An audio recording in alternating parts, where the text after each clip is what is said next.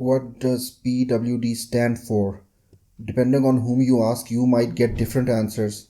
Some say it stands for present working directory, while others say it stands for print working directory.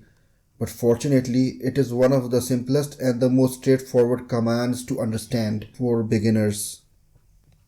We will also be taking a look at why it is always better to use the capital P flag with PWD. Fire up the terminal. To print out your active working directory, simply type out pwd and hit enter. Because I am in the home folder, it prints out /home/Umair. Umair is my name, by the way. Let's cd into a different directory. Now type out pwd again. This time it says /user/bin because that is our current active directory. Let me cd back into my home folder. Let's also clear the screen. There's a problem with the pwd command with how it handles symlinks, or what are also known as symbolic links. Let's issue the ls command with the l flag to view the contents in long list format. Notice the symlink directory at the end called work that actually points to /home/Umair/desktop/random/work. Let's cd into that directory.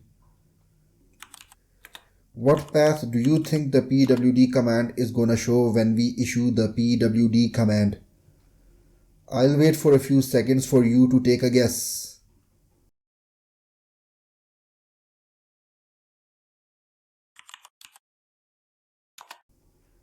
It shows the path to the symlink folder and not the actual folder we are in.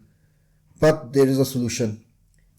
Just append -P at the end of the pwd command. Now hit enter. Now it gives the full qualified path to the directory we are in. It might be a good idea to alias pwd -p to pwd because that is what we intuitively assume what the pwd command is supposed to do. So every time you type pwd, your distro will actually execute pwd -p. This was the first video in my Linux CLI video series.